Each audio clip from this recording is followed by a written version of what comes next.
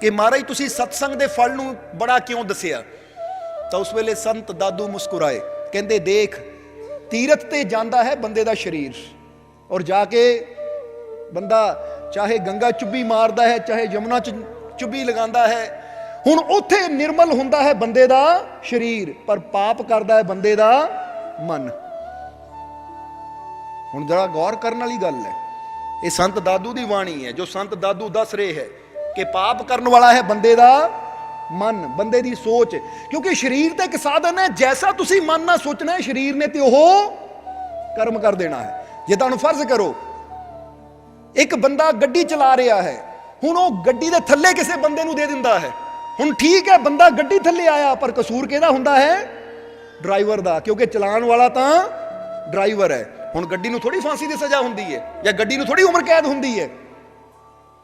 उम्र कैद या फांसी सज़ा हुंदी उहदे विच बैठण वाले ड्राइवर नूं, गड्डी दा बाद चों जिहड़ा मर्जी होर कोई लैके घुम्मी जावे, गड्डी नाल तां मतलब ही कोई नहीं, क्योंकि गड्डी दा पता है एक साधन है, कसूर तां ओह चलाण वाले दा है कि की इहनूं इन्ना भी पता नहीं सी कित्थे ब्रेक लगानी है और कित्थे मैं रेस देनी है, इहनूं समझ होनी चाहिदी है। इसी तरह शरीर तो एक साधन है, और ये शरीर नूं कित्थों रोकना है और किधरले पासे चलाना है वो सारी समझ ये मन। इसीलिए थोड़ा विचार करना कि जैसी मन के अंदर सोच आती है, एक बंदे के मन च विचार आता है सत्संग च जाण दा तो सत्संग की तरफ तुर पैंदा है, एक बंदे के मन च विचार आता है थिएटर च जाण दा तो थिएटर की तरफ चला जाता है, एक बंदे के मन च विचार आता कि मैं ठेके ते जाना ठेके की तरफ तुर पैंदा है, एक बंदे के मन च विचार आता गुरु घर जाण दा तो गुरु घर की तरफ तुर पैंदा है। शरीर तो साधन है, गल तो सारी विचारां दी है कि साडे अंदर विचार कैसे है। इसलिए संत दादू दस रहे हैं कि जदों तू तीर्थ यात्रा करना है तो तीर्थां ते सिर्फ तेरा तन धोता जाता है, तेरे मन की सफाई नहीं हुंदी। और तू 10 बार भी नदी च चुब्बी ला लै, 100 बार भी नदी चुब्बी ला लै, उहदे नाल तेरा तन ही पवित्र होएगा, तेरे मन की मैल नहीं धो होएगी। और फिर आ गया तप। वो कहंदे जिहड़ा तप भी कीता जांदा है ना, तप दा मतलब की हुंदा है कि अपने शरीर नूं तसीहे दिते जांदे है। कोई अग दे यानी अग दे विच बह के, विच बहण दा मतलब अपने आले दुआले अग बाल लैंदा है, घेरा ला लैंदा अग दा, उहदे च बह के तपस्या करदा है। और कोई भुखा प्यासा रह के तपस्या करता है, कहते उत्थे भी तू अपने शरीर नूं ही सजा दे रहा है, धुप च तेरा शरीर सड़ रहा है, अग दी गर्मी तेरा शरीर सड़ रहा, मन तो तेरा फिर अंदर वो विचारां नूं लैके बैठा है, मन दे अंदर तो तेरे फिर उही विचार चलते हैं। इसलिए यह प्यारे सत्संग का फल इसलिए बड़ा है कि सत्संग एक ऐसी जगह है जिथे तेरे शरीर नूं नहीं बदलिया जाता, जिथे बदलिया जाता है तेरे मन नूं, जिथे बदलिया जाता है तेरी सोच नूं। इसलिए संत दादू कहते हैं तीरथ बड़ा ना तप बड़ा ना कोई कर्म और जान, क्योंकि बाकी जिन्ने भी कर्म है वो शरीर नाल जुड़े हुए हैं। पर जदों असीं सत्संग च बहिंदे हां तां सत्संग विच शरीर नाल बंदा कुछ नहीं करता, बस आराम नाल आके बह जाता है। सत्संग विच तां जिन्ने भी शब्द दीयां चोटां पैंदियां वो साडियां सिद्धे मन ते पैंदियां है, क्योंकि हुण विचार चल रहे हैं, शरीर तुहाडा कुछ नहीं कर रहा, पर हुण जो विचार चल रहे हैं ये सीधा तुहाडे मन ते असर कर रहे हैं। इसलिए जदों मन बदल गया तो इंसान की जिंदगी बदल जाती है। इसलिए संत दादू कहते बड़ा है फल सतसंग का दादू लीजे मान। वो कहते ये गल मन लै, समझ लै इसनूं कि सतसंग का फल बड़ा है, कि तू बार बार तीर्थ यात्रा करके भी वो फल नहीं प्राप्त कर सकता जो संतां की संगत विच बह के तेनू प्राप्त हो जाना है। ये गल याद रखना हमेशा। इसलिए असीं कई बार पुछीदा है कि तुहाडे तो किहड़ा किहड़ा जीव है जो हरिद्वार गया होवे, किसी तीरथ ते गया होवे, तो कई जीव हथ खड़ा कर देंगे मैं भी गया मैं भी गया। फिर असीं सवाल पुछीदा है कि आप सोच के देखो कि जदों मैं तीर्थ यात्रा ते गया तो जिद्दां दा मैं मन लैके गया सी उदां दा मन लैके वापस आ गया, कुछ बदलाव आया अंदर, कोई सोच बदली, क्योंकि उत्थे गए चुब्बी लगाई वापस आ गए।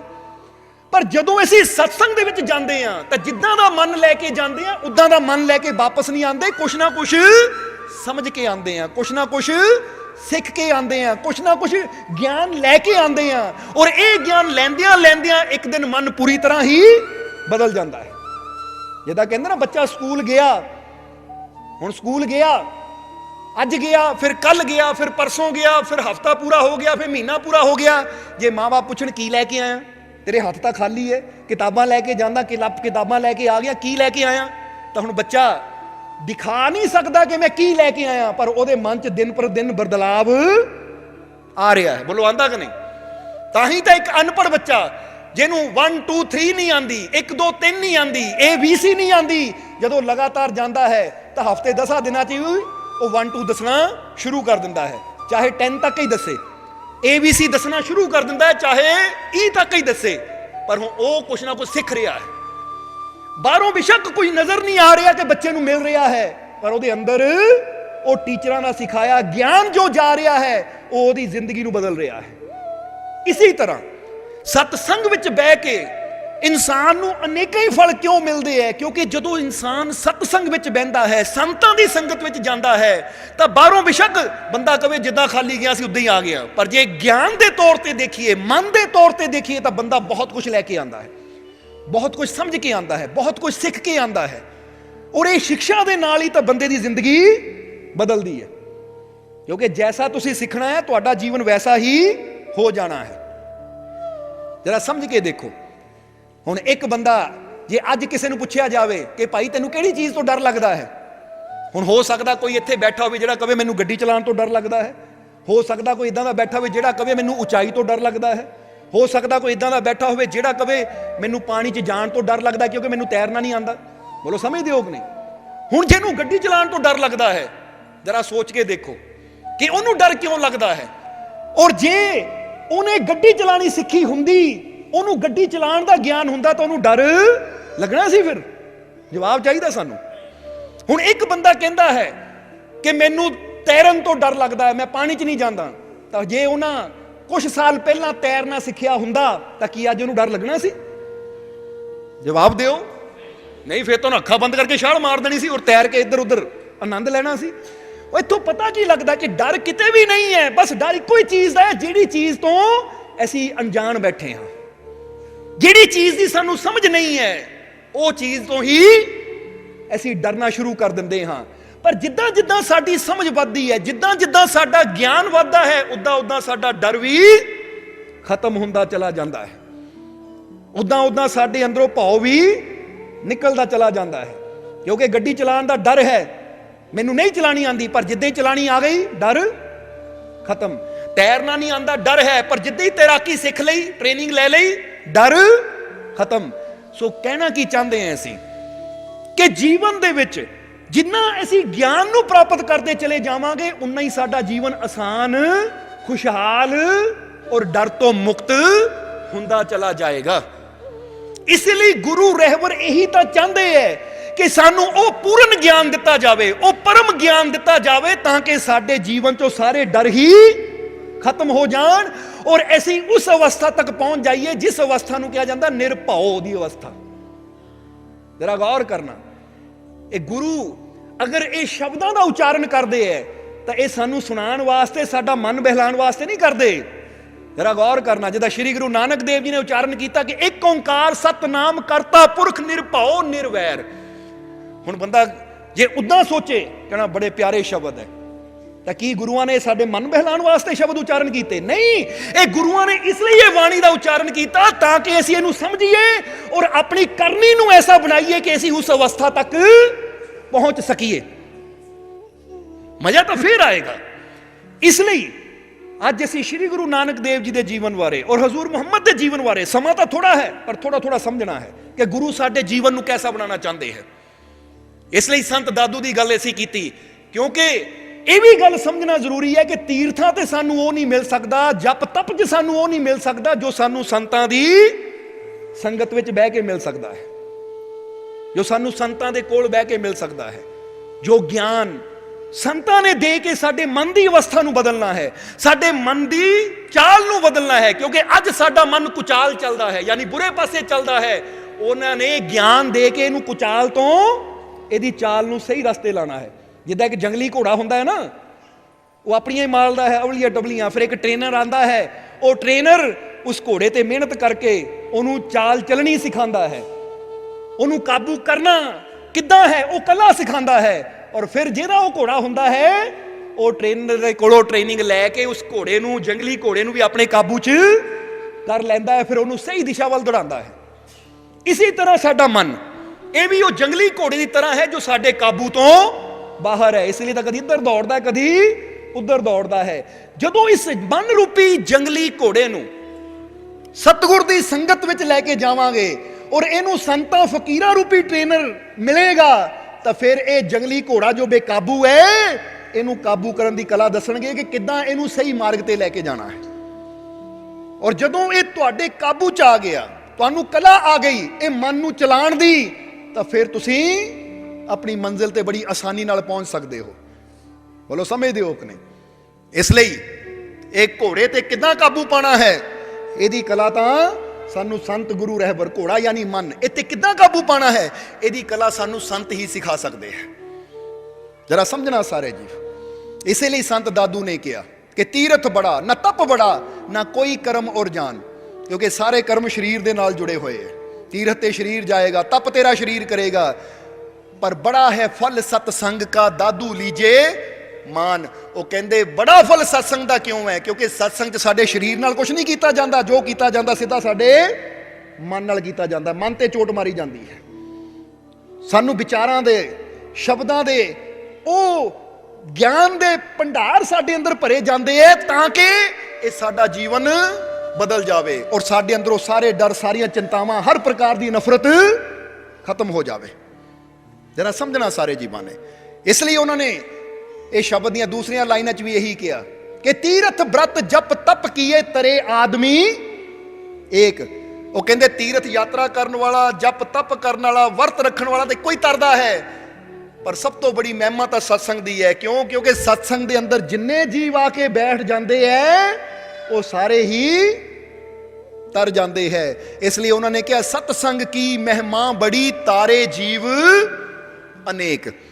ਕਿਉਂਕਿ ਤੀਰਥ ਬ੍ਰਤ ਜਪ ਤਪ, ਇਹ ਵੀ ਗੱਲ ਯਾਦ ਰੱਖਣਾ ਕਿ ਤਪ ਕਰਨਾ ਹਰ ਇੱਕ ਦੇ ਵੱਸ ਦੀ ਗੱਲ ਨਹੀਂ ਹੁੰਦੀ, ਤੀਰਥ ਯਾਤਰਾ ਕਰਨੀ ਵੀ ਹਰ ਇੱਕ ਦੇ ਵੱਸ ਦੀ ਗੱਲ ਨਹੀਂ ਹੁੰਦੀ, ਵਰਤ ਰੱਖਣਾ ਵੀ ਹਰ ਇੱਕ ਦੇ ਵੱਸ ਦੀ ਗੱਲ ਨਹੀਂ ਹੁੰਦੀ। ਇਹ ਗੱਲ ਯਾਦ ਰੱਖਣਾ। ਹੁਣ ਕਿਸੇ ਨੂੰ ਸ਼ੂਗਰ ਦੀ ਬਿਮਾਰੀ ਹੋ, ਵਿਚਾਰਾ ਵਰਤ ਰੱਖੇਗਾ ਉਹਨੂੰ ਚੱਕਰ ਹੀ ਆਈ ਜਾਣੇ ਹੈ। ਕੋਈ ਸਰੀਰਕ ਤੌਰ ਤੇ, ਹੈਲਥ ਦੇ ਤੌਰ ਤੇ ਕੋਈ ਫਿੱਟ ਨਹੀਂ ਹੈ, ਉਹਦੇ ਵਾਸਤੇ ਵਰਤ ਰੱਖਣਾ ਹੀ ਔਖਾ। ਫਿਰ ਬੰਦਾ ਕਹੇਗਾ ਮੈਂ ਵਰਤ ਨਹੀਂ ਰੱਖ ਸਕਦਾ, ਤਾਂ ਭਾਈ ਇਹਦਾ ਮਤਲਬ ਮੈਂ ਬਖਸ਼ਿਆ ਨਹੀਂ ਜਾਣਾ। ਇਸ ਲਈ ਇੱਥੇ ਦੱਸਣਾ ਕੀ ਚਾਹੁੰਦੇ ਆ ਕਿ ਤੀਰਥ ਯਾਤਰਾ ਹਰ ਕੋਈ ਨਹੀਂ ਕਰ ਸਕਦਾ, ਵਰਤ ਹਰ ਕੋਈ ਨਹੀਂ ਰੱਖ ਸਕਦਾ, ਤਪ ਹਰ ਕੋਈ ਨਹੀਂ ਕਰ ਸਕਦਾ, ਪਰ ਸੰਤਾਂ ਦੀ ਸੰਗਤ ਵਿੱਚ ਹਰ ਕੋਈ ਜਾ ਸਕਦਾ ਹੈ, ਜਾ ਕੇ ਬੈਠ ਸਕਦਾ ਹੈ। ਕਿਉਂਕਿ ਉੱਥੇ ਚਾਹੇ ਕੋਈ ਬਿਮਾਰ ਹੋਵੇ, ਚਾਹੇ ਤੰਦਰੁਸਤ ਹੋਵੇ, ਚਾਹੇ ਅਮੀਰ ਹੋਵੇ, ਚਾਹੇ ਗਰੀਬ ਹੋਵੇ, ਚਾਹੇ ਕੋਈ ਇਨਸਾਨ ਬੜੇ ਤੋਂ ਬੜਾ ਦੁਖੀ, ਜਿੱਦਾਂ ਬੰਦਾ ਕਹਿੰਦਾ ਬੜਾ ਗਰੀਬ, ਬੜਾ ਦਿਲਦਰੀ, ਉੱਥੇ ਤਾਂ ਉਹ ਵੀ ਜਾ ਕੇ ਬਹਿ ਸਕਦਾ ਹੈ। ਜਾਂ ਤੀਰਥ ਯਾਤਰਾ ਕਰਨ ਵਾਸਤੇ ਬੰਦਾ ਕਹਿੰਦਾ ਪਹਿਲਾਂ ਜੇਬ 'ਚ ਮਾਲ ਹੋਣਾ ਚਾਹੀਦਾ, ਪੈਸਾ ਹੋਣਾ ਚਾਹੀਦਾ, ਫੇਰ ਹੀ ਯਾਤਰਾ ਕਰ ਸਕਦਾ। ਬੋਲੋ ਹੁੰਦਾ ਕਿ ਨਹੀਂ? ਇਸ ਲਈ ਸੰਤ ਦਾਦੂ ਕਹਿੰਦੇ ਹੈ ਕਿ ਤੀਰਥ ਯਾਤਰਾ ਹਰ ਕੋਈ ਨਹੀਂ ਕਰ ਸਕਦਾ, ਬ੍ਰਤ ਜਪ ਤਪ ਵੀ ਹਰ ਕੋਈ ਨਹੀਂ ਕਰ ਸਕਦਾ, ਪਰ ਸੰਤਾਂ ਦੀ ਸੰਗਤ ਅੰਦਰ ਹਰ ਕੋਈ ਜਾ ਕੇ ਬੈਠ ਸਕਦਾ ਹੈ। ਸੰਤਾਂ ਦੀ ਸੰਗਤ ਵਿੱਚ ਹਰ ਕੋਈ ਬੈਠ ਕੇ ਉਸ ਗਿਆਨ ਨੂੰ ਪ੍ਰਾਪਤ ਕਰਕੇ ਆਪਣੇ ਜੀਵਨ ਨੂੰ ਬਦਲ ਸਕਦਾ ਹੈ।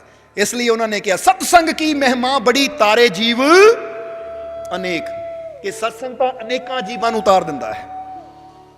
ਔਰ ਇਹੀ ਤਾਂ ਗੁਰੂਆਂ ਰਹਿਬਰਾਂ ਸੰਤਾਂ ਦੀ ਮਹਿਮਾ ਹੁੰਦੀ ਹੈ। ਜਿਸ ਤਰ੍ਹਾਂ ਦੱਸਿਆ ਕਿ ਗੁਰੂਆਂ ਦੇ ਜੀਵਨ 'ਚ ਛੁਪੇ ਹੋਏ ਕੁਝ ਐਸੇ ਰਾਜ ਹੁੰਦੇ ਹੈ ਕਿ ਅਗਰ ਉਹਨਾਂ ਨੂੰ ਅਸੀਂ ਸਮਝ ਲਈਏ ਤਾਂ ਸਾਡੀ ਜ਼ਿੰਦਗੀ ਵੀ ਬਦਲ ਸਕਦੀ ਹੈ। ਇਸ ਲਈ ਅੱਜ ਅਸੀਂ ਸਮਝਣਾ ਹੈ ਹਜ਼ੂਰ ਮੁਹੰਮਦ ਦੇ ਔਰ ਸ਼੍ਰੀ ਗੁਰੂ ਨਾਨਕ ਦੇਵ ਜੀ ਦੇ ਜੀਵਨ ਨੂੰ। ਕਿ ਸਭ ਤੋਂ ਪਹਿਲਾਂ ਇੱਕ ਘਟਨਾ ਅਸੀਂ ਦੱਸਣਾ ਚਾਹਾਂਗੇ ਕਿ ਇੱਕ ਆਦਮੀ ਸੀ ਜੋ ਬੜਾ ਗਰੀਬ, ਬੜਾ ਪਰੇਸ਼ਾਨ, ਬੜਾ ਦੁਖੀ, ਇੰਨਾ ਦੁਖੀ ਜੀਵਨ ਦੇ ਵਿੱਚ ਕਿ ਕੰਮਕਾਰ ਦਿਹਾੜੀਆਂ ਮਿਲਦੀਆਂ ਨਹੀਂ ਔਰ 3 ਦਿਨ ਤੋਂ ਉਹਦੇ ਬੱਚੇ ਵੀ ਭੁੱਖੇ ਹੈ, ਬੱਚੇ ਵੀ ਭੁੱਖੇ ਹੈ, ਘਰ 'ਚ ਬੜੀ ਗਰੀਬੀ। ਹੁਣ 3 ਦਿਨ ਤੋਂ ਬੱਚਿਆਂ ਨੂੰ ਰੋਂਦਾ ਬਿਲਕਦਾ ਦੇਖ ਰਿਹਾ, ਕਿਤੇ ਜਾਂਦਾ ਦਿਹਾੜੀ ਨਹੀਂ ਮਿਲਦੀ, ਕੋਈ ਕੰਮਕਾਰ ਨਹੀਂ ਚੱਲਦਾ, ਬੜਾ ਮੁਸ਼ਕਿਲ, ਬੜਾ ਪਰੇਸ਼ਾਨ ਹੈ ਉਹ। ਆਖਿਰ ਉਹ ਤੋਂ ਬੱਚਿਆਂ ਦਾ ਰੋਣਾ ਦੇਖਿਆ ਨਹੀਂ ਗਿਆ ਤਾਂ ਉਹਨਾਂ ਫੈਸਲਾ ਕਰ ਲਿਆ ਕਿ ਆਪਣੀ ਜ਼ਿੰਦਗੀ ਨੂੰ ਖਤਮ ਕਰਾਂ। ਇਸ ਲਈ ਆਪਣੇ ਘਰ ਦੇ ਅੰਦਰ ਗਿਆ, ਆਪਣੀ ਘਰਵਾਲੀ ਦਾ ਪੁਰਾਣਾ ਦੁਪੱਟਾ ਕੱਢਿਆ ਔਰ ਉਹ ਦੁਪੱਟੇ ਨੂੰ ਇਕੱਠਾ ਮੁੱਠਾ ਕਰਕੇ ਕੱਪੜਿਆਂ 'ਚ ਲੁਕੋਇਆ, ਤਾਂ ਆਰਾਮ ਦੇ ਨਾਲ ਚੋਰੀ ਚੋਰੀ ਆਪਣੀ ਪਤਨੀ ਤੋਂ, ਆਪਣੇ ਬੱਚਿਆਂ ਤੋਂ ਅੱਖ ਬਚਾਉਂਦਾ ਹੋਇਆ ਘਰ ਤੋਂ ਬਾਹਰ ਚਲਾ ਗਿਆ। ਕਿ ਇਦਾਂ ਬੱਚਿਆਂ ਨੂੰ ਪੀੜਾ 'ਚ ਦੇਖ ਕੇ, ਇਦਾਂ ਬੱਚਿਆਂ ਨੂੰ ਰੋਂਦਾ ਚਿল্ਲਾਉਂਦਾ ਦੇਖ ਕੇ ਮੈਂ ਜ਼ਿੰਦਗੀ ਨਹੀਂ ਜੀ ਸਕਦਾ, ਇੰਨਾ ਚੰਗਾ ਜ਼ਿੰਦਗੀ ਖਤਮ ਹੀ ਕਰ ਲਵਾਂ। ਤੁਰ ਪਿਆ ਇਕਾਂਤ ਦੀ ਤਰਫ ਕਿ ਜਿੱਥੇ ਮੈਨੂੰ ਕੋਈ ਦੇਖੇ ਨਾ। एकांत की तरफ तुर पिया, चलता गया, नगर तो बाहर आ गया, नगर तो बाहर, और एक जगह आया जिथे देखा कि चारों पासे कोई भी नहीं है। एक पेड़ दे नाल अपनी पत्नी दे दुपट्टे नूं बन्निया, और दूजे एक सिरे नूं पेड़ नाल बन्निया, दूजे सिरे दा फंदा तैयार किया, और एक पत्थर लिया के उन्हें अपने पैरों थले रखिया, और पत्थर ते खड़ के वो चुन्नी और दुपट्टे दा फंदा अपने गल च पा लिया। बस हुण जो पैरों के थले पत्थर है उन्होंने हटाने की देर है कि इसने लटक जाना है और इसकी जिंदगी खत्म। हाले गल च फंदा पाया ही सी, पत्थर नूं हटाने की सोच ही रहा सी कि जदों की देखिया कि सामने एक बच्चा, एक छोटा बच्चा जिहदी उम्र 10-12 साल दी, वो सामने आया खेडदा और आके इहदी तरफ देखण लग गया, सामने खड़ के इहदी तरफ देखण लग गया। हुण इहदी नज़र भी बच्चे की नज़र ना टकराई, तो बच्चे की नज़र इहदी नज़र ना टकराई। हुण इहदी हिम्मत ना पवे बच्चे सामने मैं किदां खुदकुशी करा, इसलिए खड़ा देखदा रहा। बच्चा उत्थे ही बह गया जिथे बच्चा बैठा सी, चीकनी मिट्टी गिल्ली सी, क्योंकि एक दिन पहला बारिश हुई सी। तो बच्चे ने उत्थे बैठे ने उहदे वल देखदियां मिट्टी इकट्ठी कीती, जिद्दां बच्चे खेडदे हुंदे मिट्टी दे घर बनाउण लग जांदे है, मिट्टी दे कई चीज़ां बनाउण लग जांदे है। वो बच्चे ने देखदियां मिट्टी इकट्ठी कीती, और मिट्टी इकट्ठी करके, क्योंकि गिल्ली मिट्टी चीकनी मिट्टी सी, चीकनी मिट्टी समझदे हो ना तुसीं, कि उहदे नाल वो इदां करके देखदियां मिट्टी दी चिड़ियां बनातीयां, मिट्टी दियां चिड़ियां। जिद्दां पहला समा अगर पुराना थोड़ा चले जाइए तो तुहानूं याद होएगा मिट्टी दी चिड़ियां मिलदियां हुंदियां सी, यानी वो असली चिड़ी वांगू नहीं हुंदियां सी, पर लगदा सी चिड़ी है, पर हुंदी वो मिट्टी दी सी, और इदां रखी जांदी सी। वो मिट्टी दी चिड़ियां बनाउण लग गया, कुछ होर खिडौणे बनाउण लग गया, मिट्टी दा कुत्ता, इस तरह छोटी छोटियां चीज़ां बनाउण लग गया। कदी इधर बनांदा है, कदी उधर देखदा है। तो बंदा मन च सोच रहा है कि ये इत्थों जावे तो मैं अपनी जिंदगी की कहानी खत्म करा, पर बच्चा है कि इत्थे बह के खेलण ही लग गया, और ये सामने हुण मेरा दिल नहीं करता कि मैं अपने आप नूं लटका देवां फंदे ते। आखिर उन्हें देखिया कि बच्चा कर की रहा है, नाले बच्चा मुस्कुरा रहा, नाले दी तरफ देख रहा है। आखिर इन्हूं इदां दी खिच पई, इन्हां गल चों चुन्नी वो फंदा उतारिया, और फंदा उतार के हौली हौली बच्चे दे कोल गया, यानी गले चों दुपट्टा कढ़ के, दुपट्टा उत्थे लटक रहा है, और आप बच्चे की तरफ तुर पिया। चलदा बच्चे को आ गया। जो बच्चे को आया तो देखिया वो बच्चा 10-12 साल का, जो कि मिट्टी दे चिड़ियां, मिट्टी दे कुत्ते, मिट्टी दे जानवर बना रहा है। और उन्हें की देखिया कि बच्चे को पहले ही एक चिड़ी है, वो हाथ च पहले ही चिड़ी है जो पक्की है, क्योंकि किसी ने वो चिड़ी मिट्टी की बना के अग च तपा के बेची सी। तो उन्हें बच्चे नूं पुछया, बच्चा चिड़ी किन्ने दी लई? तो उसने उन्हें कहा 50 पैसे दी, यानी इन्ने पैसे दी। तो उसने उन्हें सोचा कि फिर आ की बना रहा है बेटा, आ की बना रहा है? वो कहता मैं भी ये चिड़ियां बना रहा, मैं भी ये चिड़ियां बना रहा है। कहते फिर बना के की करनिया है? कहता बना के की करनिया है, ये चिड़ियां नूं बनाना है, पकाना है, फिर बाजार विच बेचना है। क्योंकि जे एक चिड़ी 50 पैसे की बिक सकती तो कुत्ता किन्ने का बिकेगा, आ खरगोश किन्ने का बिकेगा। इसलिए जरा समझना सारे जीव। हुण जिद्दां ही वो बंदे ने ये गल सुनी तो बंदा उत्थे बह गया कि कमाल दी गल है, एक 10 साल के बच्चे नूं इन्नी नॉलेज है, एक 10 साल के बच्चे नूं इन्ना ज्ञान है कि मिट्टी तो भी असीं किद्दां पैसा कमा सकते हैं। एक मैं मूर्ख, इन्नी मेरी उम्र हो गई तो मैं इत्थे अपनी जान दे रहा हाँ। क्यों? क्योंकि मैनू किते दिहाड़ी नहीं मिलती, मैनू किते काम नहीं मिलता, मेरे घर च गरीबी है। तो उस वेले उहदे मन के अंदर ऐसा बदलाव आया कि वह भी उत्थे बह गया। जिसले बह गया तो उन्हें कहा बेटा चिड़ी बनानी मैनू सिखाएगा? तो बच्चे ने कहा तैनू सिखानी तो आया। जरा गौर करना, 10 साल का बच्चा की कह रहा है, 12 साल का बच्चा की कह रहा है, तैनू सिखानी तो आया हाँ कि साधारण मिट्टी नूं किदां कीमती बनाया जाए। कहते बच्चे ने कला सिखाई कि इस तरह चिड़ी बनानी है, इस तरह खरगोश बनाना है, इस तरह मिट्टी का कुत्ता तैयार करना है। उन्होंने कला सिखाई और बच्चा उठिया और मुस्कुरा के तुर पिया। जो मुस्कुरा के तुर पिया तो ਉਹ ਆਦਮੀ ਜਿਹੜਾ ਖੁਦਕੁਸ਼ੀ ਕਰਨ ਵਾਲਾ ਸੀ, ਉਹਨੇ ਮਨ 'ਚ ਸੋਚਿਆ ਕਿ ਇਸ ਬੱਚੇ ਨੇ ਤੇ ਮੈਨੂੰ ਇੱਕ ਨਵੀਂ ਜ਼ਿੰਦਗੀ ਦਿੱਤੀ ਹੈ, ਮੈਨੂੰ ਇੱਕ ਨਵਾਂ ਜੀਵਨ ਦਿੱਤਾ ਹੈ, ਕਿਉਂਕਿ ਕੁਝ ਪਲ ਵੀ ਅਗਰ ਇਹ ਬੱਚਾ ਨਾ ਆਂਦਾ ਤਾਂ ਮੈਂ ਤਾਂ ਲਟਕ ਗਿਆ ਸੀ ਫਾਂਸੀ ਦੇ ਫੰਦੇ ਤੇ, ਖਤਮ ਸੀ ਕਹਾਣੀ। ਇਹਨੇ ਮੈਨੂੰ ਨਵੀਂ ਜ਼ਿੰਦਗੀ ਤਾਂ ਦਿੱਤੀ ਹੀ, ਉਹਦੇ ਨਾਲ ਨਾਲ ਇਹਨਾਂ ਜ਼ਿੰਦਗੀ ਨੂੰ ਜੀਣ ਦੀ ਕਲਾ ਵੀ ਸਿਖਾ ਦਿੱਤੀ ਕਿ ਕਿੱਦਾਂ ਸਧਾਰਨ ਮਿੱਟੀ ਨੂੰ ਅਸੀਂ ਕੀਮਤੀ ਬਣਾ ਸਕਦੇ ਹਾਂ। ਯਾਨੀ ਮੇਰੀ ਜ਼ਿੰਦਗੀ ਭਰ ਦੀ ਗਰੀਬੀ ਵੀ ਇਹਦੇ ਨਾਲ ਦੂਰ ਹੋ ਜਾਏਗੀ। ਹੁਣ ਜਦੋਂ ਉਹਨੇ ਬੱਚੇ ਦੀ ਤਰਫ ਦੇਖਿਆ, ਬੱਚਾ ਮੁਸਕਰਾ ਕੇ ਕਹਿੰਦਾ ਹੁਣ ਮੈਂ ਜਾ ਰਿਹਾ ਹਾਂ। ਜਦੋਂ ਬੱਚਾ ਤੁਰਿਆ ਤਾਂ ਇਸਨੇ ਕਿਹਾ ਬੇਟਾ ਤੇਰਾ ਨਾਮ ਕੀ ਹੈ? ਕਿਉਂਕਿ ਤੂੰ ਮੈਨੂੰ ਨਵੀਂ ਜ਼ਿੰਦਗੀ ਦਿੱਤੀ, ਤੂੰ ਮੈਨੂੰ ਨਵਾਂ ਜੀਵਨ ਦਿੱਤਾ, ਮੈਨੂੰ ਜੀਣ ਦੀ ਕਲਾ ਦੱਸੀ ਜਿਹਦੇ ਨਾਲ ਆਪਣਾ ਜੀਵਨ ਮੈਂ ਹੁਣ ਖੁਸ਼ੀ ਖੁਸ਼ੀ ਗੁਜ਼ਾਰ ਸਕਦਾ ਹਾਂ। ਬੇਟਾ ਤੇਰਾ ਨਾਮ ਕੀ ਹੈ? ਤਾਂ ਬੱਚੇ ਨੇ ਮੁਸਕਰਾ ਕੇ ਕਿਹਾ ਕਿ ਮੇਰੇ ਮਾਤਾ ਪਿਤਾ ਮੈਨੂੰ ਨਾਨਕ ਕਹਿੰਦੇ ਹੈ। ਨਾਨਕ, ਇਹ ਹੈ ਸ਼੍ਰੀ ਗੁਰੂ ਨਾਨਕ ਦੇਵ ਜੀ ਦੇ ਜੀਵਨ ਦਾ ਉਹ ਕਿੱਸਾ ਕਿ ਜਿੱਥੇ ਉਹਨਾਂ ਨੇ ਸਿਖਾਇਆ ਕਿ ਇਹ ਸਧਾਰਨ ਜੀਵਨ ਨਹੀਂ ਹੈ, ਇਹ ਜੀਵਨ ਨੂੰ ਮਿੱਟੀ ਨਾ ਸਮਝੋ। ਜਿੱਦਾਂ ਬੰਦਾ ਕਹਿੰਦਾ ਸਰੀਰ ਕੀ ਹੈ, ਮਿੱਟੀ ਹੈ, ਇੱਕ ਦਿਨ ਮਿੱਟੀ 'ਚ ਹੀ ਮਿਲ ਜਾਣਾ ਹੈ। ਉਹ ਕਹਿੰਦੇ ਨਹੀਂ, ਗੁਰੂ ਕਹਿੰਦੇ ਇਹ ਜੀਵਨ ਮਿੱਟੀ ਨਹੀਂ ਹੈ, ਕਿਉਂਕਿ ਜੇ ਨਾ ਸਮਝ ਹੈ ਤਾਂ ਫਿਰ ਮਿੱਟੀ ਹੈ, ਤਾਂ ਜੇ ਅਸੀਂ ਸਮਝ ਲਈਏ ਤਾਂ ਇਹ ਜੀਵਨ ਬੜਾ ਕੀਮਤੀ ਹੈ, ਇਹ ਜੀਵਨ ਅਨਮੋਲ ਹੈ, ਕਿਉਂਕਿ ਇਸ ਜੀਵਨ ਦੇ ਅੰਦਰ ਹੀ ਤਾਂ ਪਰਮਾਨੰਦ ਛੁਪਿਆ ਹੋਇਆ ਹੈ, ਉਹ ਕਰਤਾਰ ਛੁਪਿਆ ਹੈ ਇਸ ਜ਼ਿੰਦਗੀ ਦੇ ਅੰਦਰ। ਬਸ ਥੋੜਾ ਸਮਝਣ ਦੀ ਕਲਾ ਸਾਨੂੰ ਸਿੱਖਣ ਦੀ ਲੋੜ ਹੈ, ਸਮਝਣ ਦੀ ਜ਼ਰੂਰਤ ਹੈ। ਇੱਧਰ ਉਹ ਬੰਦੇ ਦੇ ਜੀਵਨ 'ਚ ਕੀ ਬਦਲਾਅ ਆਇਆ ਕਿ ਬੰਦੇ ਨੇ ਉਹ ਮਿੱਟੀ ਦੇ ਖਰਗੋਸ਼, ਮਿੱਟੀ ਦੀਆਂ ਚਿੜੀਆਂ ਜਾਂ ਮਿੱਟੀ ਦੇ ਜੋ ਜਾਨਵਰ ਬਣਾਏ ਸੀ, ਘਰ ਲਿਜਾ ਕੇ ਜਿੱਦਾਂ ਸ਼੍ਰੀ ਗੁਰੂ ਨਾਨਕ ਦੇਵ ਜੀ ਨੇ ਦੱਸਿਆ ਸੀ ਉਸ ਤਰ੍ਹਾਂ ਤਪਾਏ। ਜਦੋਂ ਪੱਕ ਗਏ ਉਹਨੇ ਟੋਕਰੀ 'ਚ ਰੱਖੇ, ਸਿਰ ਤੇ ਰੱਖੀ, ਬਾਜ਼ਾਰ ਚਲੇ ਗਏ ਔਰ ਕਹਿਣ ਲੱਗਾ ਖਿਡੌਣੇ ਲੈ ਲਓ, ਖਿਡੌਣੇ ਲੈ ਲਓ। ਤਾਂ ਹੁਣ ਗੁਰੂ ਦੀ ਕਿਰਪਾ ਤਾਂ ਸੀ, ਸ਼ਾਮ ਹੁੰਦੇ ਹੁੰਦੇ ਉਹਦੇ ਸਾਰੇ ਖਿਡੌਣੇ, ਕਿਉਂਕਿ 15-15 ਪੈਸੇ, 20-20 ਪੈਸੇ, 50-50 ਪੈਸੇ 'ਚ ਖਿਡੌਣੇ ਉਹਦੇ ਵਿਕ ਗਏ। ਜਦੋਂ ਸ਼ਾਮ ਨੂੰ ਘਰ ਆ ਰਿਹਾ ਹੈ ਤਾਂ ਅੱਜ ਪਹਿਲਾ ਟਾਈਮ ਹੈ ਜਦੋਂ ਉਹਦੇ ਹੱਥਾਂ 'ਚ ਖਾਣ ਪੀਣ ਦਾ ਉਹ ਸਮਾਨ ਹੈ, ਤਾਂ ਬੱਚਿਆਂ ਵਾਸਤੇ ਨਵੇਂ ਬਸਤਰ ਹੈ। ਅੱਜ ਉਹ ਖੁਸ਼ ਹੈ ਕਿਉਂਕਿ ਉਹਦੀਆਂ ਨਜ਼ਰਾਂ 'ਚ ਤਾਂ ਸੀ ਕਿ ਉਸ ਬੱਚੇ ਨੇ ਮੇਰੀ ਜ਼ਿੰਦਗੀ ਬਦਲ ਦਿੱਤੀ। ਪਰ ਇਹ ਤਾਂ ਐਸੀ ਜਾਣਦੇ ਕਿ ਬੱਚਾ ਕੌਣ ਸੀ, ਕਿਉਂਕਿ ਗੁਰੂ ਰਹਿਬਰ ਇਹੀ ਤਾਂ ਕਰਦੇ ਹੈ, ਉਹ ਸਾਡੀ ਜ਼ਿੰਦਗੀ ਨੂੰ, ਸਾਡੇ ਜੀਵਨ ਨੂੰ ਬਦਲ ਦਿੰਦੇ ਹੈ। ਹੁਣ ਦੇਖੋ ਇਸ ਮਰਨ ਵਾਲੇ ਇਨਸਾਨ ਜਿਹਦੇ ਅੰਦਰ ਬਿਲਕੁਲ ਜੀਣ ਦੀ ਇੱਛਾ ਖਤਮ ਹੋ ਚੁੱਕੀ ਸੀ, ਜਿਹੜਾ ਬਿਲਕੁਲ ਟੁੱਟ ਚੁੱਕਾ ਸੀ, ਮਰਨ ਤੱਕ ਨੂੰ ਤਿਆਰ ਸੀ, ਜਦੋਂ ਉਹਨੂੰ ਗੁਰੂਆਂ ਦੀ ਕਿਰਪਾ ਦਾ ਸਹਾਰਾ ਮਿਲਿਆ ਤਾਂ ਉਹਨੂੰ ਇੱਕ ਨਵਾਂ ਜੀਵਨ ਤਾਂ ਮਿਲਿਆ ਹੀ, ਉਹਦੇ ਨਾਲ ਉਹਦੀ ਸਾਰੀ ਦਰਦਤਾ ਵੀ ਦੂਰ ਹੋ ਗਈ। ਤਾਂ ਹੀ ਤਾਂ ਕਹਿੰਦੇ ਨਾ, ਲੱਖ ਖੁਸ਼ੀਆਂ ਪਾਤਸ਼ਾਹੀਆਂ ਜੇ ਸਤਿਗੁਰ ਨਜ਼ਰ ਕਰੇ। ਇਹੀ ਤਾਂ ਗੁਰੂਆਂ ਦੀ ਨਜ਼ਰ ਦਾ ਸਵਾਲ ਹੁੰਦਾ ਹੈ, ਯਾਨੀ ਇਹੀ ਤਾਂ ਗੁਰੂਆਂ ਦੀ ਨਜ਼ਰ 'ਚ ਕਿਰਪਾ ਹੁੰਦੀ ਹੈ, ਰਹਿਮਤ ਹੁੰਦੀ ਹੈ ਕਿ ਜਦੋਂ ਸਤਿਗੁਰ ਦੀ ਨਜ਼ਰ 'ਚ ਅਸੀਂ ਆ ਜਾਂਦੇ ਹਾਂ ਤਾਂ ਸਾਡਾ ਜੀਵਨ ਵੀ ਬਦਲ ਜਾਂਦਾ ਹੈ।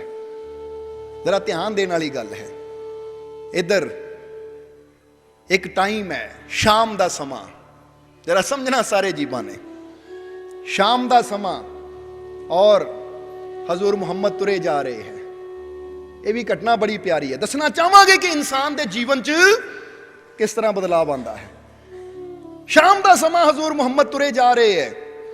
ਇੱਕ ਘਰ ਦੇ ਸਾਹਮਣੇ ਦੀ ਗੁਜ਼ਰੇ ਕਿ ਇੱਕ ਬਿਰਧ ਮਾਈ, ਕਿਉਂਕਿ ਇਹ ਮੱਕੇ ਦੀ ਗੱਲ ਹੈ, ਜਦੋਂ ਹਜ਼ੂਰ ਮੱਕੇ 'ਚ ਸੀ, ਬਾਅਦ ਵਿੱਚ ਮਦੀਨੇ ਗਏ, ਪਰ ਜਦੋਂ ਮੱਕੇ 'ਚ ਸੀ ਤਾਂ ਹਜ਼ੂਰ ਇੱਕ ਗਲੀ 'ਚ ਜਾ ਰਹੇ ਹੈ। ਸ਼ਾਮ ਦਾ ਸਮਾਂ, ਇੱਕ ਬਿਰਧ ਮਾਈ ਜੋ ਇੰਨੀ ਨਫ਼ਰਤ ਕਰਦੀ ਸੀ ਹਜ਼ੂਰ ਨਾਲ ਕਿ ਉਹਨੇ ਜਦੋਂ ਦੇਖਿਆ ਮੁਹੰਮਦ ਆ ਰਹੇ ਹੈ ਤਾਂ ਕੂੜਾ ਸਾਫ਼ ਕਰਕੇ, ਯਾਨੀ ਘਰ ਦੇ ਵਿੱਚ ਝਾੜੂ ਲਾ ਕੇ ਕੂੜਾ ਟੋਕਰੀ 'ਚ ਪਾ ਕੇ ਰੱਖਿਆ ਸੀ। ਜਿੱਦਾਂ ਹੀ ਹਜ਼ੂਰ ਲੰਘਣ ਲੱਗੇ, ਮਾਈ ਨੇ ਟੋਕਰੀ ਚੱਕੀ, ਉਹਦੇ ਸਿਰ 'ਚ ਪਾਤੀ।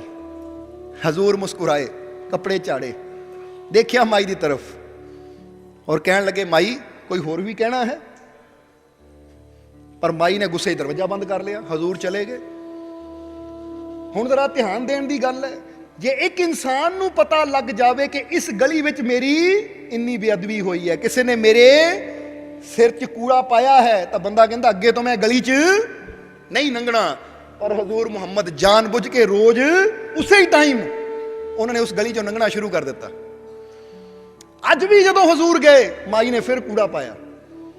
ਅਗਲੇ ਦਿਨ ਫਿਰ ਹਜ਼ੂਰ ਗਏ, ਮਾਈ ਨੇ ਫਿਰ ਕੂੜਾ ਪਾਇਆ। ਮਾਈ ਨੇ ਕੂੜਾ ਪਾਣਾ, ਹਜ਼ੂਰ ਨੇ ਮੁਸਕਰਾ ਕੇ ਪੁੱਛਣਾ ਕਿ ਮਾਈ ਹੋਰ ਤਾਂ ਨਹੀਂ ਕੋਈ ਦਿਲ 'ਚ, ਔਰ ਮੁਸਕਰਾ ਕੇ ਲੰਘ ਜਾਣਾ। ਹਫ਼ਤਾ ਇਸੇ ਤਰ੍ਹਾਂ ਚੱਲਦਾ ਰਿਹਾ। ਜਦੋਂ 8ਵਾਂ ਦਿਨ ਆਇਆ ਹਜ਼ੂਰ ਉਸ ਘਰ ਦੇ ਮੋੜ ਦੀ ਗੁਜ਼ਰ ਰਹੇ ਹੈ, ਪਰ ਅੱਜ ਮਾਈ ਨਜ਼ਰ ਨਹੀਂ ਆਈ ਕਿਉਂਕਿ ਦਰਵਾਜ਼ਾ ਬੰਦ ਹੈ। ਹਜ਼ੂਰ ਰੁਕੇ ਕਿ ਸ਼ਾਇਦ ਮਾਈ ਨੂੰ ਪਤਾ ਨਹੀਂ ਲੱਗਾ, ਖਬਰ ਨਹੀਂ ਹੋਈ, ਤਾਂ ਹੀ ਅੱਜ ਬਾਹਰ ਨਹੀਂ ਆਈ। ਹਜ਼ੂਰ ਰੁਕੇ, ਮਾਈ ਦਾ ਇੰਤਜ਼ਾਰ ਕਰ ਰਹੇ ਹੈ। ਹੁਣ ਦੇਖੋ ਇੰਤਜ਼ਾਰ ਕਰ ਰਹੇ ਹੈ ਕਿਉਂਕਿ ਉਹਦਾ ਰੋਜ਼ ਦਾ ਨਿਯਮ ਹੈ ਸਾਡੇ ਸਿਰ ਤੇ ਕੂੜਾ ਪਾਣਾ। ਤਾਂ ਜ਼ਰਾ ਧਿਆਨ ਦੇਣਾ, ਇੱਕ ਆਦਮੀ ਸਾਹਮਣੇ ਘਰ 'ਚ ਰਹਿੰਦਾ ਸੀ ਜੋ ਇਹ ਦੇਖਦਾ ਸੀ। ਉਹਨਾਂ ਪੁੱਛਿਆ ਹਜ਼ੂਰ ਮੁਹੰਮਦ ਸਾਹਿਬ ਨੂੰ ਕਿ ਮਹਾਰਾਜ ਤੁਸੀਂ ਕਿਹਦੀ ਇੰਤਜ਼ਾਰ ਕਰ ਰਹੇ ਹੋ? ਉਹ ਕਹਿੰਦੇ ਮਾਈ ਦੀ। ਤਾਂ ਉਹਨੇ ਕਿਹਾ ਉਹ ਮਾਈ ਤਾਂ ਤੁਹਾਡੇ ਤੇ ਕੂੜਾ ਪਾਉਂਦੀ ਹੈ। ਉਹ ਕਹਿੰਦੇ ਇਸੇ ਲਈ ਤਾਂ ਇੰਤਜ਼ਾਰ ਕਰ ਰਹੇ ਹਾਂ ਕਿ ਜੇ ਮਾਈ ਨੂੰ ਸਾਡੇ ਸਿਰ ਕੂੜਾ ਪਾ ਕੇ ਖੁਸ਼ੀ ਮਿਲਦੀ ਹੈ ਤਾਂ ਸਾਨੂੰ ਖੁਸ਼ੀ ਹੈ ਕਿ ਇਸੇ ਬਹਾਨੇ ਅਸੀਂ ਉਹ ਮਾਈ ਨੂੰ ਖੁਸ਼ ਤਾਂ ਕਰਦੇ ਹਾਂ ਨਾ। ਜ਼ਰਾ ਧਿਆਨ ਦੇਣਾ, ਕਿਉਂਕਿ ਇੱਥੇ ਗੱਲ ਸਾਡੀ ਨਹੀਂ ਹੈ ਕਿ ਸਾਨੂੰ ਕੀ ਹੁੰਦਾ ਹੈ, ਇੱਥੇ ਗੱਲ ਇਹ ਹੈ ਕਿ ਉਹਨੂੰ ਖੁਸ਼ੀ ਮਿਲਦੀ ਹੈ, ਬਸ ਉਹਦੀ ਖੁਸ਼ੀ ਦੀ ਖਾਤਰ ਖੜੇ ਹੈ। ਤਾਂ ਉਸ ਵੇਲੇ ਉਹਨਾਂ ਕਿਹਾ ਹਜ਼ੂਰ ਉਹਨਾਂ ਬਾਹਰ ਨਹੀਂ ਆਣਾ, ਕਿਉਂਕਿ ਅੱਜ ਮੈਂ ਦੇਖੀ ਨਹੀਂ ਸਵੇਰ ਦੀ ਉਹ, ਨਹੀਂ ਤਾਂ ਅੱਗੇ ਤਾਂ ਦਰਵਾਜ਼ਾ ਖੁੱਲਾ ਹੁੰਦਾ ਸੀ, ਕਦੀ ਬਾਹਰ ਆਂਦੀ ਜਾਂਦੀ, ਅੱਜ ਨਹੀਂ ਲੱਗਦਾ ਉਹਨਾਂ ਬਾਹਰ ਆਣਾ। ਤਾਂ ਹਜ਼ੂਰ ਨੂੰ ਫਿਕਰ ਹੋਈ। ਹਜ਼ੂਰ ਕਹਿੰਦੇ ਕੀ ਹੋ ਗਿਆ? ਚੱਲ ਮੇਰੇ ਨਾਲ ਦੇਖੀਏ। ਹੁਣ ਕਹਿੰਦੇ ਹਜ਼ੂਰ ਉਸ ਆਦਮੀ ਦੇ ਨਾਲ ਜਦੋਂ ਮਾਈ ਦੇ ਘਰ ਦਾ ਦਰਵਾਜ਼ਾ ਖੋਲਿਆ, ਅੰਦਰ ਗਏ ਤਾਂ ਕੀ ਦੇਖਿਆ? ਮਾਈ ਅੱਜ ਬਿਮਾਰ ਹੈ ਔਰ ਬਿਸਤਰ ਤੇ ਲੇਟੀ ਹੋਈ ਹੈ। ਘਰ 'ਚ ਹੋਰ ਕੋਈ ਨਹੀਂ ਹੈ, ਕੱਲੀ ਕੱਲੀ ਹੈ। ਹਜ਼ੂਰ ਨੇ ਜਦੋਂ ਦੇਖਿਆ ਮਾਈ ਦੇ ਮੱਥੇ ਤੇ ਹੱਥ ਲਾ ਕੇ, ਤਾਂ ਤਾਪ ਯਾਨੀ ਬੁਖਾਰ ਬੜਾ ਤੇਜ਼ ਹੈ ਔਰ ਮਾਈ ਤੇ ਬੇਹੋਸ਼ੀ ਤਾਰੀ ਹੈ, ਯਾਨੀ ਬੇਹੋਸ਼ ਹੈ ਮਾਈ, ਹੋਸ਼ ਵਿੱਚ ਨਹੀਂ ਹੈ।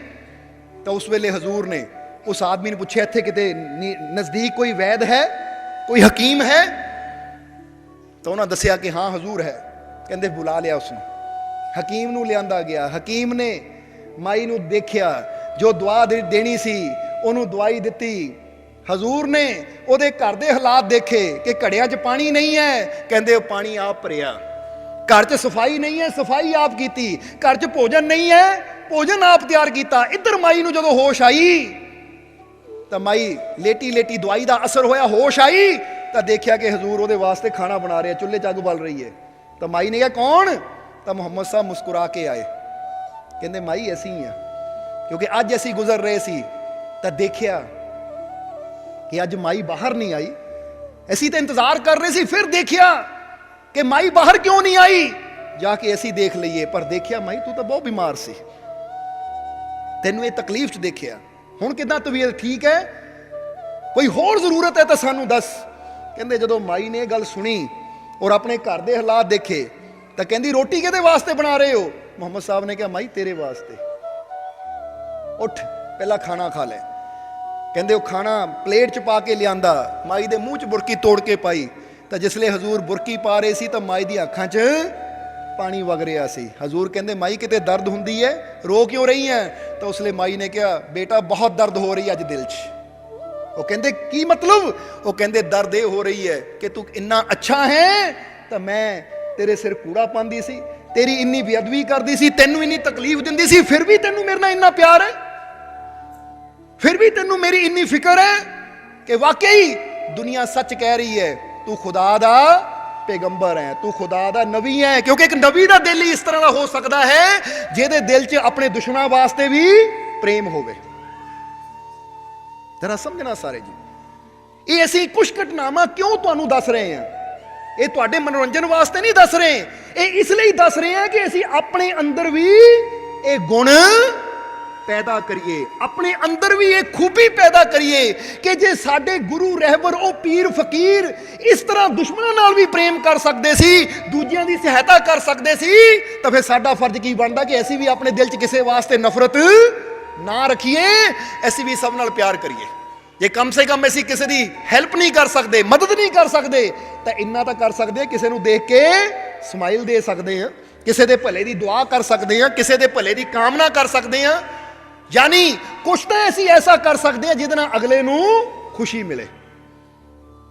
ਔਰ ਇਹ ਵੀ ਗੱਲ ਯਾਦ ਰੱਖੋ, ਜੇ ਤੁਸੀਂ ਕਿਸੇ ਨੂੰ ਦੇਖ ਕੇ ਸਮਾਈਲ ਕਰ ਦਿੰਦੇ ਹੋ ਨਾ, ਤਾਂ ਤੁਹਾਡੇ ਸਮਾਈਲ ਕਰਨ ਦੀ ਵਜ੍ਹਾ ਨਾਲ, ਮੁਸਕਰਾਉਣ ਦੀ ਵਜ੍ਹਾ ਨਾਲ ਅਗਲੇ ਦੇ ਚਿਹਰੇ ਤੇ ਸਮਾਈਲ ਆ ਜਾਂਦੀ ਹੈ, ਤਾਂ ਉਹ ਵੀ ਇੱਕ ਇਬਾਦਤ ਦੇ ਬਰਾਬਰ ਹੈ। ਕਿਉਂਕਿ ਕਿਸੇ ਦੇ ਦਿਲ ਨੂੰ ਖੁਸ਼ੀ ਕਰ ਦੇਣਾ ਵੀ ਪਰਮਾਤਮਾ ਨੂੰ ਖੁਸ਼ ਕਰਨਾ ਹੈ, ਕਿਉਂਕਿ ਸਭ ਦੇ ਦਿਲ ਦੇ ਅੰਦਰ ਉਹੀ ਤਾਂ ਰਹਿੰਦਾ ਹੈ।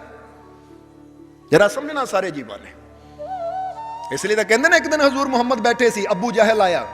ਅਬੂ ਜਹਿਲ ਜੋ ਹਜ਼ੂਰ ਨਾਲ ਸਭ ਤੋਂ ਜ਼ਿਆਦਾ ਨਫ਼ਰਤ ਕਰਦਾ ਸੀ, ਕਹਿੰਦੇ ਜਦੋਂ ਹਜ਼ੂਰ ਨੇ ਕਿਹਾ ਕਿ ਮੈਂ ਖੁਦਾ ਦਾ ਪੈਗੰਬਰ ਹਾਂ, ਔਰ ਅਬੂ ਜਹਿਲ ਆਇਆ ਮਜ਼ਾਕ ਉਡਾਉਂਦਾ, ਤਾਂ ਆ ਕੇ ਉਹਨੇ ਜਾਂਦੇ ਨੇ ਰਸਤੇ 'ਚ ਇੱਕ ਪੱਥਰ ਉਠਾਇਆ ਛੋਟਾ ਜਿਹਾ, ਆਪਣੀ ਮੁੱਠੀ 'ਚ ਬੰਦ ਕਰ ਲਿਆ, अपनी मुट्ठी बंद कर लिया और मुहम्मद साहब के सामने चला गया और जाके कहने लगा कि ऐ मुहम्मद जे वाकई तू खुदा दा पैगंबर है, सच्चा है, तो दस मेरी मुट्ठी च की है।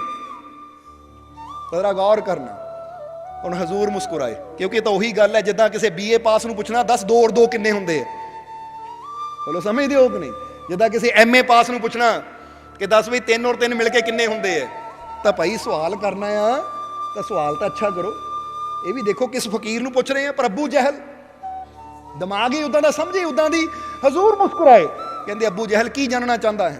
वो कहंदा ये दसो, मैं तां मन्नू तुसीं खुदा दे पैगंबर, पहले ये दसो मेरी मुट्ठी च की है। तो हजूर मुस्कुराए, वो कहंदे सानू पुछ रहा है तेरी मुट्ठी च की है?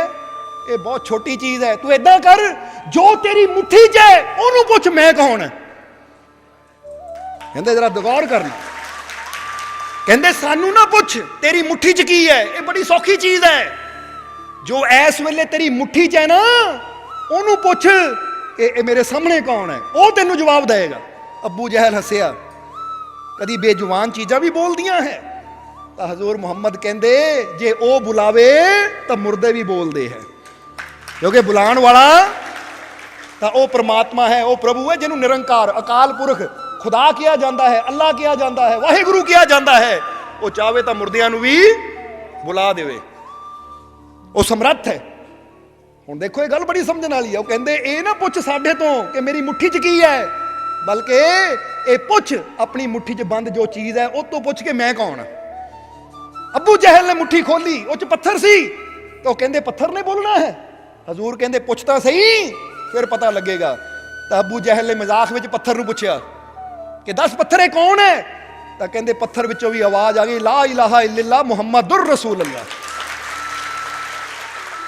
कहंदे पत्थर जो आवाज आई, ताही तो कहंदे पत्थरां ने भी कलमे पढ़े हजूर दे नाम दे। वो कहंदे रब एक है और ये मुहम्मद रब दा पैगंबर है, रसूल है। कहंदे पत्थर ने भी गवाही दे दी। अबू जहल तो देख के हैरान रह गया, पर समझ उन्होंने फेर नहीं आई। उन्हें की कहना शुरू करते, तो जादूगर है, इन्हें तो मेरी अखां ते जादू कर दिता सी। क्योंकि संत गुरु रहबर तो सानू समझाना चाहते हैं, साडे अंदरों विश्वास पैदा करना चाहते हैं, साडे अंदरों यकीन पैदा करना चाहते हैं, जिस दे नाल असीं अपने रब नाल जुड़ सकीए। क्योंकि परमात्मा नाल जुड़न वास्ते 2 चीज़ां दा होना बहुत जरूरी है, एक प्रेम दा और दूजा विश्वास दा। जे ये 2 ही चीज़ां दी साडे अंदर कमी है तो असीं कदी भी परमात्मा तक नहीं पहुंच सकते।